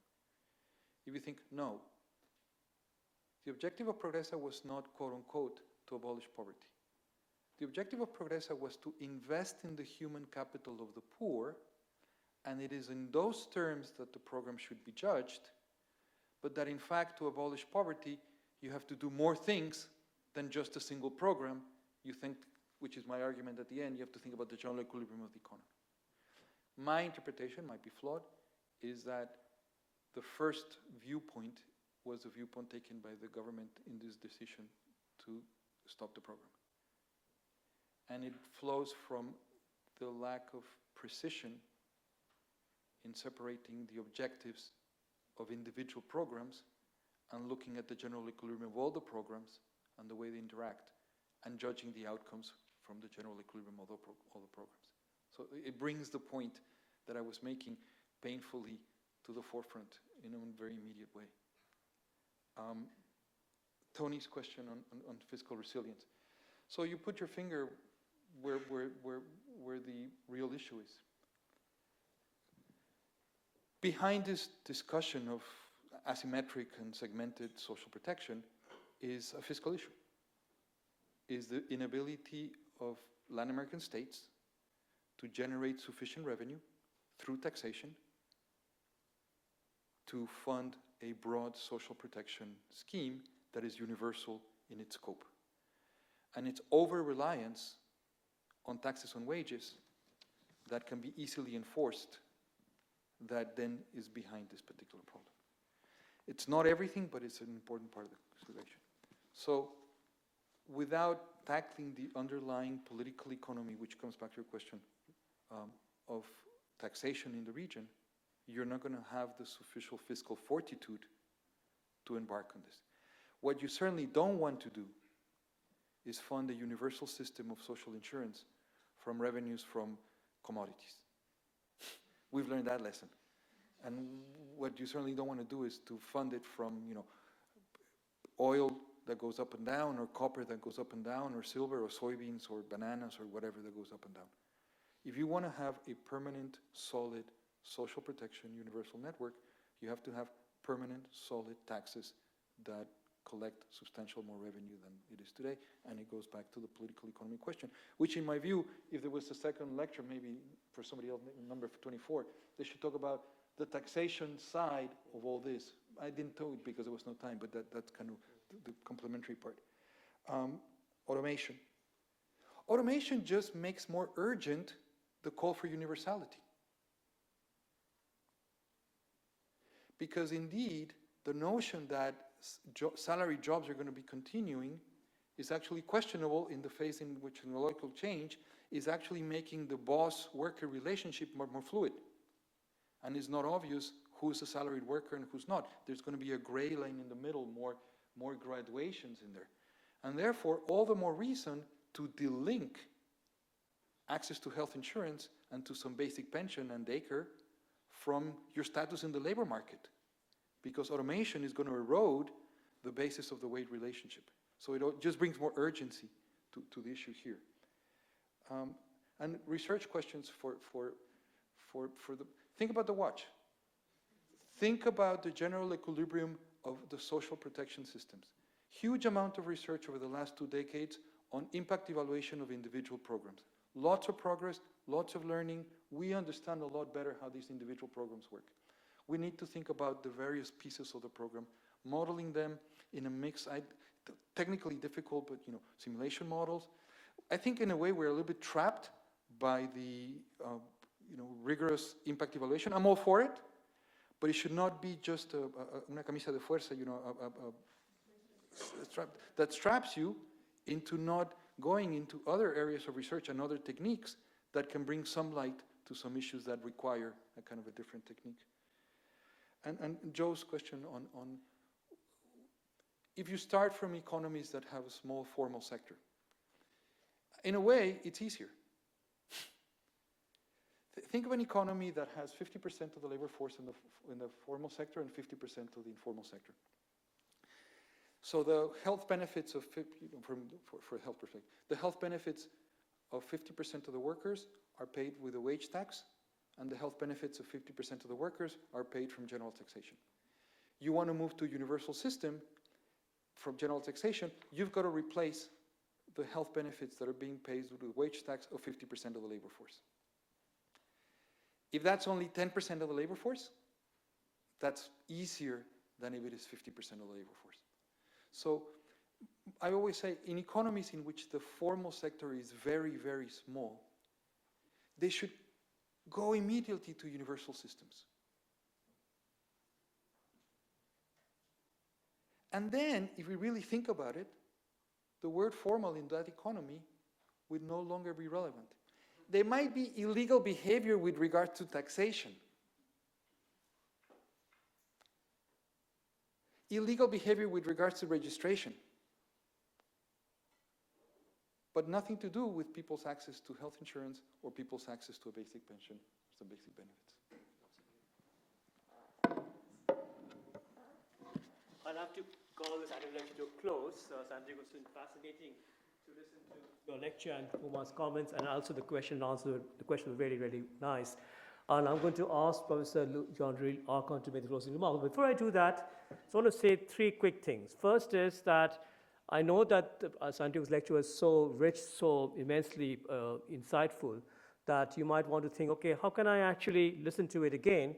We are going to make the lecture perhaps in the next few days or weeks. It will be available on our website, our YouTube channel, so you can listen to it again, because a lot of things that you might want to listen to in this lecture. Secondly, we have this brief, a policy brief that we have from Santiago is provided to us. You should try and take it with you if you haven't done that already. It's got a summary of his lecture. And the final thing is, we're going to publish the paper that is the basis of the lecture fairly soon, because we have Santiago has wonderfully provided us the final version, which is pretty much ready to go, and we will have the working paper version fairly soon. And so you can check our website. Hopefully, it'll be there very, very shortly. Now I'm going to ask Professor Archon to make the closing remarks, and just want to say again, thank you so much for hosting us, Ugo and Professor Archon. It was wonderful to be here, and it was just a great venue, and hopefully we'll do more things together again. Okay, thanks. Thank you. Look, I'm standing between you and drinks or dinner or whatever. So, looking at the title, I was reminded of when I was, I think I was what used to be called in the French school system sixième, This is at the Petite École de Dar es Salaam, and when we started studying the Iliad, I can still remember this. It was Chante aux muses, la colère d'Achilles, fils de Pélée. At least that's the French translation of the Iliad, the way it begins. And I'm not sure if what Santiago's been talking about is just an Achilles heel. Somehow I think that heel is extremely, it's more like all the way up to the thigh in terms of the danger. And what also sort of sprung to mind listening to Santiago was the Arab world. And the Arab world and the Middle East and North Africa in particular, I mean, and the structure of labor markets in those countries. And I work a lot in Tunisia and Morocco. And you have other problems even, but what you see there is how the frustration simmers up. And we've only seen it recently, in some sense, in what's going on in Chile and places like that. But in the Arab world, this has been a problem for a long time. And what I wanted to thank Santiago for also was, with all, of course, the respect that we owe to our randomista friends, is to have given a talk which is not glorified epidemiology and which is actually economics and thinking of things in terms of economics, and thinking of things in terms of sort of the big trade-offs, the big societal trade-offs. And though he didn't get into the political economy, obviously, that would sort of be chapter 2 here, would be the political economy of things. And this was very much a development economics lecture. And for that, I think we should applaud him.